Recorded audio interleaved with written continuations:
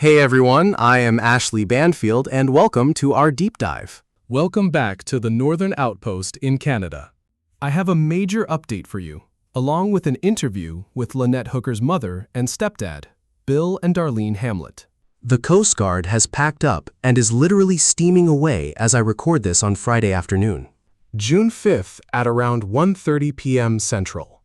The Coast Guard wrapped up a couple of hours ago and departed from the Abacos in the Bahamas, heading back to Station Miami, where the Coast Guard cutter Margaret Norvell is stationed.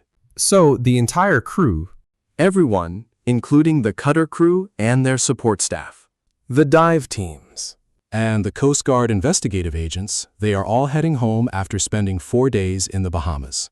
We have uncovered some highly intriguing details, and I also got reactions from Darlene and Bill about what it means that searchers could not find Lynette's remains. Now, if you caught our last update, I mentioned that this is one of the major takeaways. But it goes without saying that just because they did not find her remains does not mean they failed to gather evidence.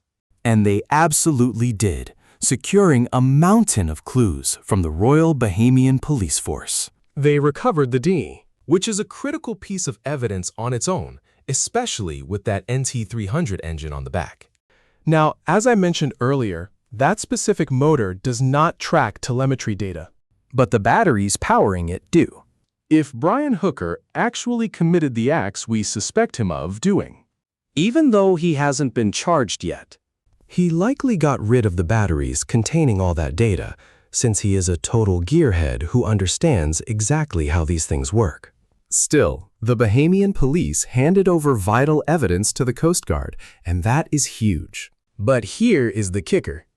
My sources say what they failed to find in key areas is just as critical, especially when comparing it to Brian's story. That lack of evidence is incredibly telling in this case. Essentially, If his timeline holds up, they should have run into specific clues that just were not there, making his whole narrative fall apart, right? This is a massive development for the entire investigation. They are definitely not going home with nothing, and they called this a highly successful mission. in fact, one insider told me flat out, he is done for. That is why I needed to sit down with Darlene and Bill, Her stepdad, to discuss what this trip truly means. They were desperately hoping to find her remains. She is their little girl. They wanted Lynette back home, but that closure has not come yet. But the reality is, during these types of investigations, the first search often misses the target. You rarely find the person you are looking for right away. They might locate her during a future search, or she could surface unexpectedly. The Abacos are an incredibly popular tourist spot, filled with active divers, swimmers, shallow coastal waters, and locals walking the shoreline at all times. So do not rule out finding Lynette just yet, because I believe there is still a very strong chance she will be recovered. And when we talk about the statute of limitations for murder, I am sure you already know. If you are a regular listener, there simply is not one. Murder is forever. Remember, you do not need a body to prosecute a suspect. That is crucial. I have secured convictions without a body before. It happens, and it is a critical detail. You often hear people say, no body, no case. Honestly, that is absolute garbage, completely untrue. That is just talk from outsiders. I have seen those convictions happen myself. I have stood in courtrooms and heard guilty verdicts delivered, even when the victim was never found. So let me correct anyone who still believes that old myth. It is just not true. Now, let us look at another key piece of evidence from this investigation. This is something my sources just uncovered. Brian Hooker spun this nonsense story that Lynette fell overboard on their way back to Soulmate. According to him, they never made it back to Soulmate, their 46-foot Morgan keelboat, where they lived for 4 years. He claimed they could not reach the boat because his dinghy lost all power. Supposedly, he lost an oar, and she went overboard with the keys. Total nonsense. Obviously, investigators had to disprove his lies. And to do exactly that, They meticulously traced his steps. The Coast Guard mapped out his entire journey, tracking the exact route his dinghy took. And from what I have gathered, that dinghy route was nothing like the story he told. He was not just drifting helplessly, carried away by the ocean currents and the tide. Instead, Brian steered across from Elbow Cay through the Sea of Abaco, straight to the northern tip of Lubbers. And Lubbers is a detail he already mentioned to us, correct? But then, strangely, his boat made a sharp left turn and began traveling south, right along the shoreline of Lubbers. Tell me, how could the wind and the tide possibly cause that? Then, all of a sudden, he changes direction and heads west, back toward Marsh Harbor in a straight western line. Now explain that. How does that happen if you are just drifting in the wind? When you toss something into the ocean and watch it drift, it does not make sharp turns. It is physically impossible. Either way, that is what investigators call a very bad fact, an incredibly damaging detail for Brian Hooker. Equipped with this critical evidence, along with whatever else investigators were able to secure from the Royal Bahamas Police Force, details that I absolutely cannot wait to uncover, and rest assured, eventually, I will. Whether those details come out before or after the trial, we shall see. But I fully expect the Coast Guard Investigative Service is already working tirelessly behind the scenes, processing every single piece of evidence they managed to secure. And after that, hopefully, they will build a strong case leading directly to an indictment. So the clock is ticking. Brian Hooker, because murder has no expiration date, and this is officially a homicide case. You are the prime suspect here, Brian, and that is another undeniable, ugly truth. Now, I want to introduce a couple that I have been speaking with at great length over the last 8 weeks. Darlene Hamlet is Lynette's mother, and this whole ordeal has been living hell. Just step into her shoes for a moment and imagine the sheer agony she is going through. Desperately waiting to find out where your daughter is, what happened, and praying she is brought home to you. We are also joined by her husband, Bill Hamlet. This is our very first opportunity to speak with Bill directly, and I am incredibly grateful for his time. Boy. He has been an absolute rock for Darlene, incredibly supportive, and truly a devoted father figure to Lynette. So without any further ado, here is my interview with Bill and Darlene. Bill and Darlene, thank you both so much for joining me today. I can only imagine how devastating it must be for you that they still haven't found Lynette. It hurts me too, and I am not even part of her family. Honestly, I am not disappointed. No, not disappointed at all. Actually, I am glad they searched. It proves they suspect foul play just like we do, and they believe he did it. Even though, as my friend would say, he hasn't been indicted or charged yet. There is enough meat on those bones to warrant a real look. So, what do you think of this now? We all had our suspicions, right? We all had a hunch. But what do you think now, seeing the map tracking him as he crossed over from Elbow Cay, past the northern tip of Lubbers, before suddenly making a sharp left and heading south down Lubbers? That is not the path of someone drifting in the wind, yeah? No. If you ask me, speaking personally, I know Brian way too well. I have known the guy for 25 years, and I tried to mentor him in my own way. It didn't do much good because he is incredibly stubborn, but I tried to guide him. Brian plays the game like this. He doesn't actually play chess, but he understands the strategy. He is always trying to stay at least one step ahead of where he expects you to look next. So if he did that, I never really expected them to find anything, because I know him well enough to realize that if he did that, if he had a clear head start, it was all just a massive diversion. Look over there, while I am actually over here. Even if he abandoned the vessel in one spot for 5 minutes, he could have easily swum or scuba dived to a different area. So no, I am not shocked that they came up empty-handed. To be completely honest, I never expected them to uncover anything at all. But I desperately need this nightmare to end. I really do. because it is destroying her, even if she refuses to see it.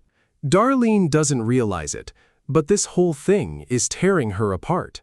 And you can easily understand. It takes a massive toll, and none of it is positive.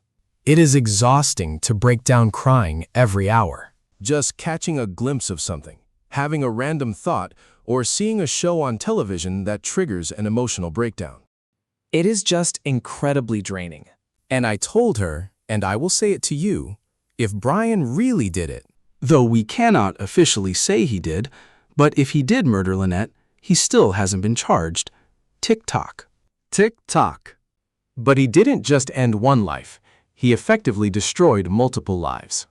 yes, the damage he has inflicted on Darlene and Carly is completely immeasurable. Dill. This is our first time speaking on camera, and I want the viewers to understand how incredibly close you were with Lynette. I mean, a stepdaughter. Sure, but it went way deeper. She was my baby. For 38 years, she was a true daughter to me. She never missed a birthday or Father's Day. Not once. She would always call me, she was my baby. The very last thing I told Brian Hooker back in Fort Pierce, right before we walked away, was to protect my little girl. And every single time they would visit and then leave, my parting words were always the same. Take care of my baby. If you watch his TV interviews, and I cannot remember which network it was on, whether it was CBS, ABC, or whatever, He actually said on camera that his biggest mistake was not taking care of his wife. Unbelievable. because those were the exact words I told him every single time. And it makes me sick that he is not by her side. Darlene, what are your thoughts now that the search in the Bahamas has ended? Well, I truly believe the Coast Guard did an incredible job. They really outdid themselves. I have zero complaints about their efforts. I am deeply grateful for what they did. But this is not over. I do not want Brian feeling any sense of relief. I want him to know this is far from finished. He needs to understand that I will never stop searching until I find my daughter. And investigators are not stopping until they put him behind bars, and I am fine with that. I am more than okay with that. Tick-tock. Usually I would say something much worse, but you get it.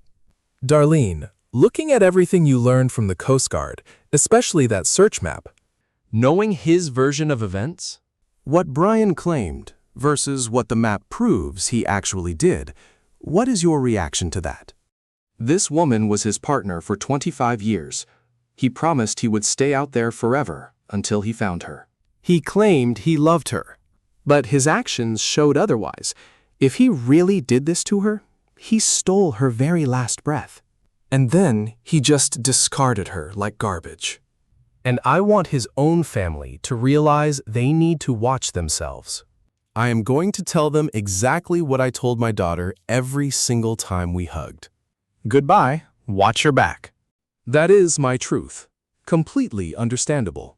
My insider sources tell me that investigators are incredibly confident they are going to bring this guy to justice. I hope that brings you some small comfort. I desperately want to believe, maybe I am just fooling myself, that this was all a tragic accident.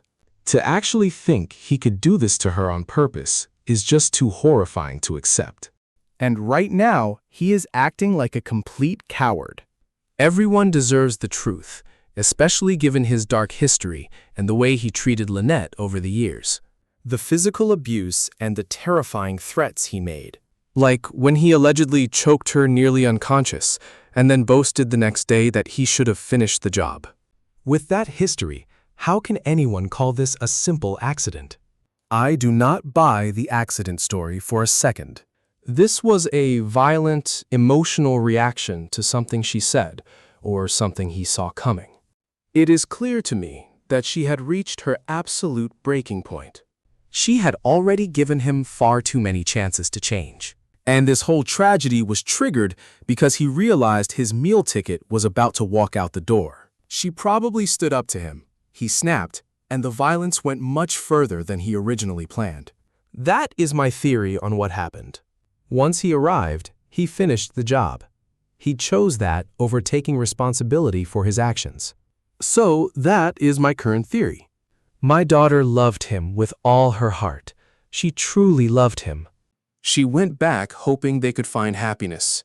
And if he knows anything more, if it was an accident, just step forward. That is all. Just step forward. This interview is incredibly difficult because I hoped we would have found her by now, but we will. She will be found, I am sure. And as I have mentioned to you before, I have covered numerous cases that ended in guilty verdicts without a body ever being found. I hope that at the very least, Gives you hope that justice may very well be in your future. It was incredible seeing the Bahamian police and military working alongside the Coast Guard. That made me incredibly happy. So I truly hope the Coast Guard gathered fresh information that will prove highly useful in this ongoing investigation. yes, that is a huge part of this. The way the Royal Bahamian Police Force work hand in Glove with the United States Coast Guard Investigative Service, handing over that dinghy along with other vital pieces of physical evidence. that is a massive deal. We are approaching the 8-week mark in just 2 days. I am recording this on Friday, June 5th. By tomorrow, it will have been 8 full weeks. So, seeing that evidence finally handed over to the Coast Guard for processing, That has to feel like some real progress at least. It does, yes. It has been a long road, but this is progress. Yes, what exactly is your message to Brian? One thing Brian constantly repeated was his desire to go off the grid. that was everything to him. He hated anyone telling him what to do or where to go. So if he goes online now and sees his name plastered all over the place, that is something he is never going to Escape unless he takes on a completely new identity or gets arrested, which will put him off the grid for good. Well, he will certainly be off our grid if he is arrested and convicted. And again, he has not been charged yet. He remains innocent until proven guilty, and no formal charges have been filed yet. But if that day comes, we may never have to hear from him again. Yet the worry remains. I know there are plenty of rumors suggesting he has already fled the country. However, my own sources tell me that is simply not true. But do you think that is a step he would actually take if the pressure intensified and he felt an arrest was imminent? Do you believe he would somehow slip out of the country? Bypassing normal channels like flights, boat tickets, customs, and official border checks? There is only one rumor I have actually heard. And that is that he has a brother out in California who owns a remote cabin in the mountains with no electricity, no phone service, and practically nobody else even knows that he owns it. It is the ultimate getaway spot, where he could live completely off the grid, so to speak. Honestly, that is the only scenario I can think of that he might try. To go any further, he's likely going to need a passport. But guess what? Passports require real names, and if you are on a watch list, you are trapped. So I am really glad you brought that up, Kevin, because that means he is not actually off the grid anymore. It brings everything into the light. That place is no longer a secret. Exactly what I said. Honestly, I am glad we can find a moment to laugh. These last 7+ weeks have been an incredibly dark, painful time. But I must say, both of you have handled this with incredible strength. I dread asking how you are holding up, because I know you really cannot be. How are you even surviving these brutally painful weeks? Well, we attend therapy sessions once a week. That seems to help us. Because you can release some of that heavy, negative energy and get an outside perspective. It is almost like seeing. Well, she actually is a psychologist, but it feels deeper than that. Almost like a psychiatrist. It really helps. And that is how we get through this. The other thing is, I try. Because this kind of tragedy always strikes a mother harder than a father. So, I try to support Darlene in any way I can. For me, the hardest part is the sheer volume of emotions. I mean, I am heartbroken, furious, angry, deeply disappointed, just running through the entire spectrum of pain. It is overwhelming. So when someone validates those feelings, it offers a bit of comfort. Makes you feel a little bit more human, you know? And one more thing. On a personal level, I sometimes feel guilty about her job at AT&T. I was the one who got it for her. It was textbook nepotism, Riordan. She did not even have to take an entrance exam, which is unheard of these days. But I brought her in, and she absolutely excelled. And everyone loved her there. Her coworkers were always telling me what an incredible job she was doing. She was incredibly dedicated and determined. That was Lynette. Back then, women rarely climbed telephone poles. She was terrified, calling me up to ask how to do it and how she could keep from falling. So I got her a thick leather vest, preparing her in case she had to cling tightly to that pole. I wanted to make sure she would not end up with painful splinters. She really was my baby girl. I actually spoke to her former coworkers at AT&T, and they completely backed up your description. They adored her, describing her as an absolute delight. They said she carried this bright light, and she would instantly warm up any room she walked into. But they described Brian in the exact opposite way. They called him one of the most difficult, aggressive people they had ever dealt with, constantly agitating the workforce when his job was supposed to be to lead them. He made their lives hell. That description was the absolute opposite of the truth. These are statements from actual colleagues who, you know, have no reason to make this up. They volunteered the truth. Look, this is a tough question to ask, and you do not have to answer. I get the feeling you were waiting for this week to end before figuring out next steps for Lynette. Have you thought about any discussion about holding a funeral or a memorial service? Well, Darlene spoke with her father and stepmother, Dan and Kathy, while they visited. Back on the day we submitted our DNA samples. Darlene brought it up, but got no real response. It is just that we are not ready to talk about it yet, but we know. We all do. It is not that we still expect Lynette to return, but we realize we eventually have to take that step. That is really all I can say. I understand. I often describe this as a club you have been forced to join. You never had any intention of becoming a member. You did not want this, yet here you are. It is a devastatingly exclusive, rare club, and finding your way through it is incredibly hard. I always say the only way to survive in that club is to connect with other members and lean heavily on your support systems. It is really just about taking that next step forward. You simply do not know what to do next. The investigation is over. Now what? Because I still do not have Lynette back. So, anyone who asks about closure simply does not understand that true closure does not exist. You cannot expect that. You cannot demand it. You can try to find peace, but it will never truly exist for you. Others assume it is possible, but only you know the truth. Let us stay in touch, and thank you for sharing. If there is anything we can do to help, please know we are in your corner. And thank you, Ashley. We truly appreciate your support.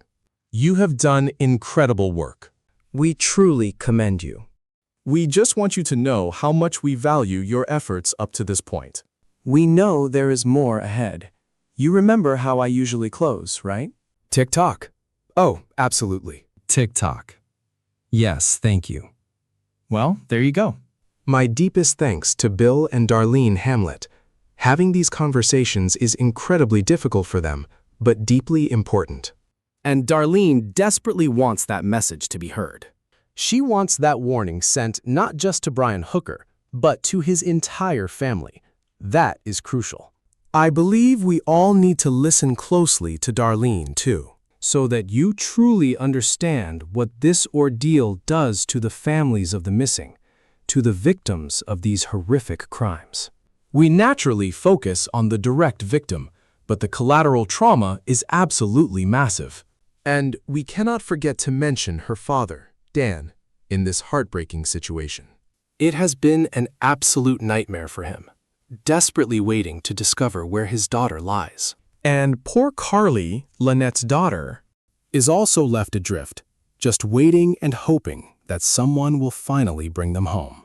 I will bring you fresh updates as soon as the case develops. For now, grueling days lie ahead for the United States Coast Guard Investigative Service. I trust their process. They are relentless, pushing forward every single day. Weekends do not exist for them, nor for us. I will share breakthroughs the moment they surface. Until then, thank you for listening and watching. If you want to follow this case, please subscribe. It is simple and free. But never forget this: the truth is not merely serious. It is deadly serious.